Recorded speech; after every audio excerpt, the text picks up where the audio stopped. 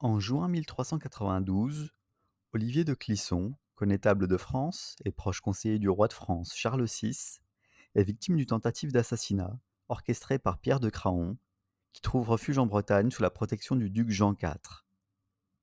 Soucieux d'affirmer son autorité sur les grands seigneurs féodaux, le roi de France décide de partir en campagne contre le duc de Bretagne.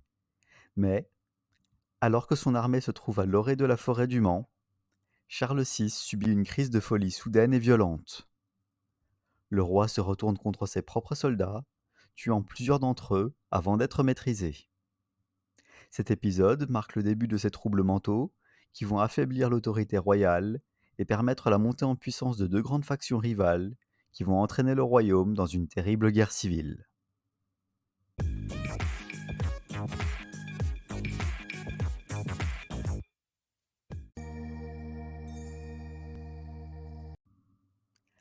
Alors que Charles VI a sombré dans la folie, un conseil de régence présidé par la reine Isabeau de Bavière est mis en place pour gouverner la France. Le conseil réunit les grands seigneurs du royaume, dont notamment Louis d'Orléans, frère cadet du roi, et Philippe le Hardi, duc de Bourgogne.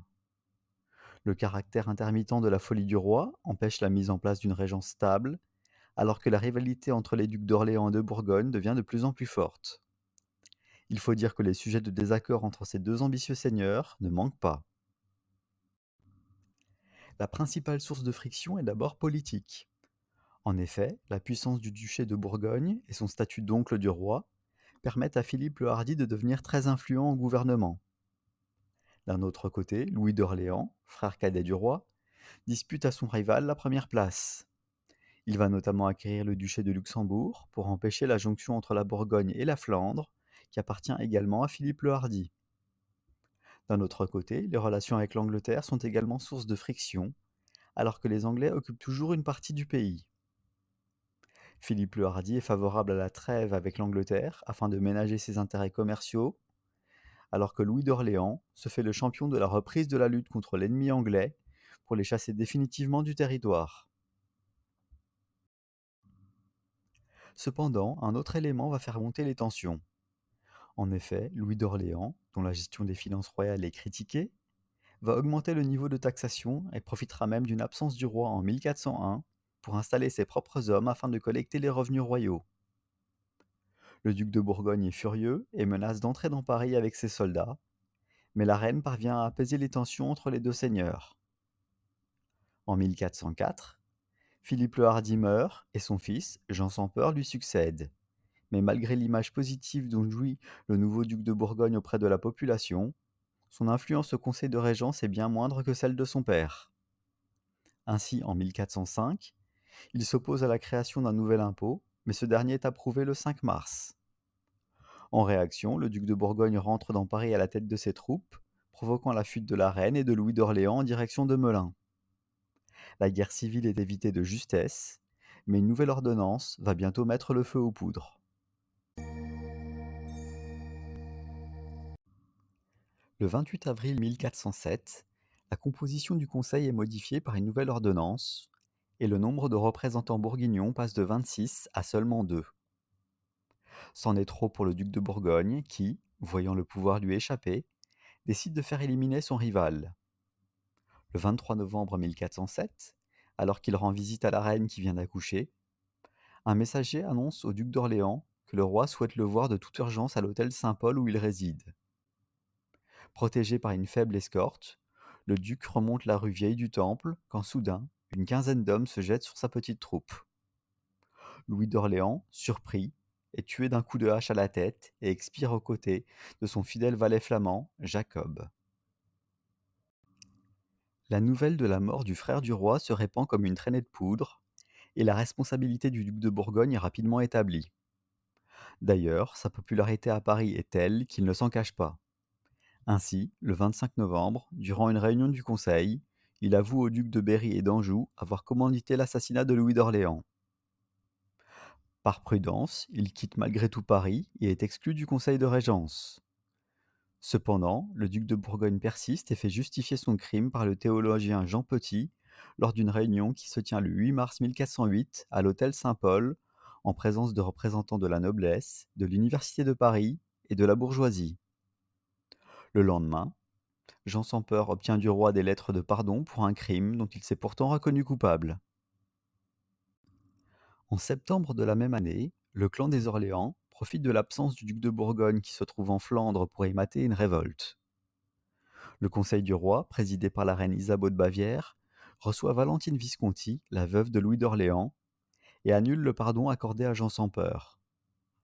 Ce dernier est sommé de rentrer à Paris pour se justifier de son crime, mais la mort de Valentine Visconti entraîne la fin de l'action en justice intentée contre le duc de Bourgogne.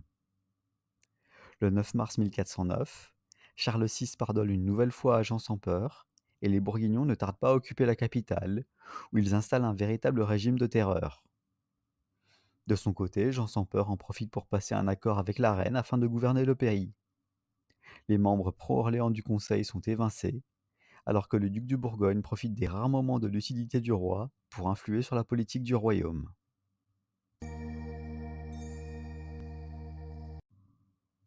Néanmoins, cette toute-puissance du duc de Bourgogne inquiète les autres princes du royaume.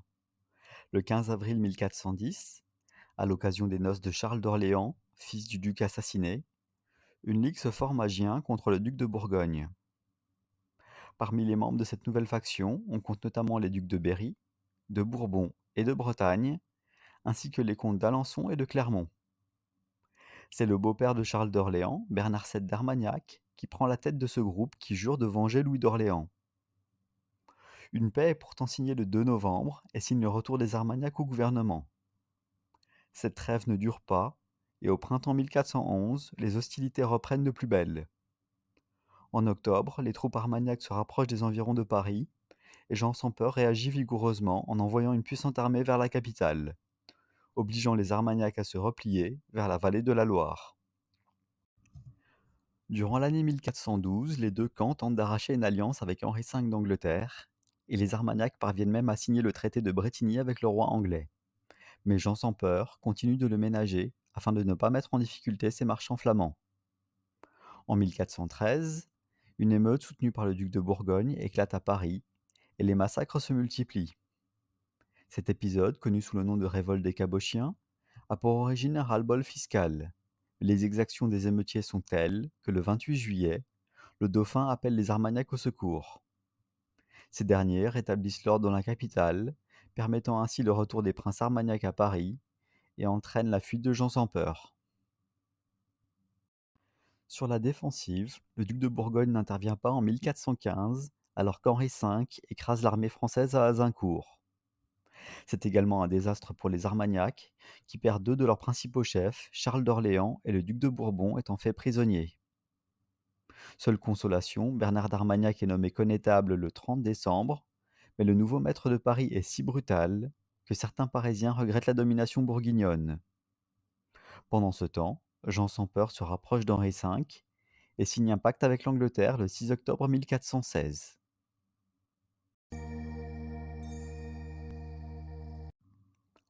En 1417, suite à la mort de ses deux frères aînés, Charles devient le nouveau dauphin à l'âge de 14 ans et écarte la reine, sa mère, jugée trop proche de Jean sans peur. Un nouveau traité est signé entre Armagnac et Bourguignon en mai 1418, mais quelques jours plus tard, des incidents éclatent à Paris entre les deux factions. Les Bourguignons prennent le dessus, et Bernard d'Armagnac est fait prisonnier, puis assassiné dans sa cellule. 2 mois plus tard, Jean sans peur rentre dans Paris aux côtés de la reine. Cela n'empêche pas le dauphin Charles, qui dirige désormais le camp des Armagnacs, de se proclamer régent du royaume. En 1419, la situation évolue de nouveau. En effet, Jean sans peur s'inquiète des prétentions anglaises, Henri V s'étant emparé de Rouen et de la Normandie. Le duc de Bourgogne se rapproche alors du dauphin, mais le 10 septembre, alors que les deux hommes doivent se rencontrer pour trouver un accord, Jean sans peur est assassiné au pont de Montereau. Cet assassinat anéantit tout espoir de paix entre la France et la Bourgogne, et le 2 décembre, le nouveau duc, Philippe le Bon, reconnaît la souveraineté anglaise sur la France.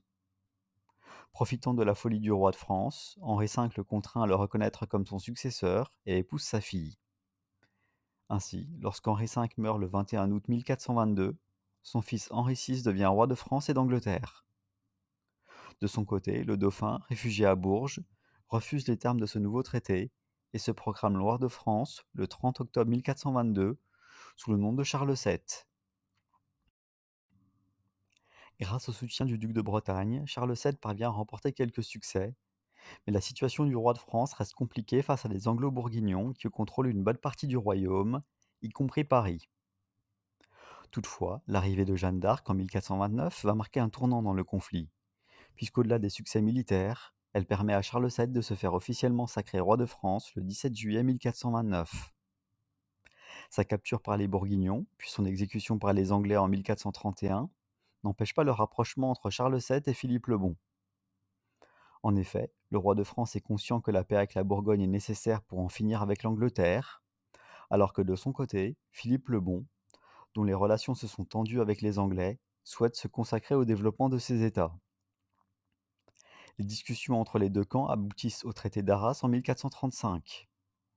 Par cet accord, Charles VII fait amende honorable pour le meurtre de Jean sans peur et cède plusieurs territoires au duc de Bourgogne qui, s'il reste vassal du roi de France, est dispensé personnellement de lui rendre hommage. En échange, le duc reconnaît la légitimité de Charles VII comme roi de France, mettant ainsi fin à la rivalité entre Armagnac et Bourguignon. Privés de leur allié, les Anglais finiront par perdre la guerre en 1453, alors que leur roi Henri VI sombre à son tour dans la folie, entraînant l'Angleterre dans une guerre civile, la guerre des Deux Roses. Vous connaissez maintenant les grandes étapes de ce conflit, simple rivalité personnelle à l'origine, mais qui se transformera en véritable guerre ouverte. Si vous avez aimé la vidéo, n'hésitez pas à liker et à vous abonner à la chaîne, et en attendant la prochaine, je vous dis à bientôt.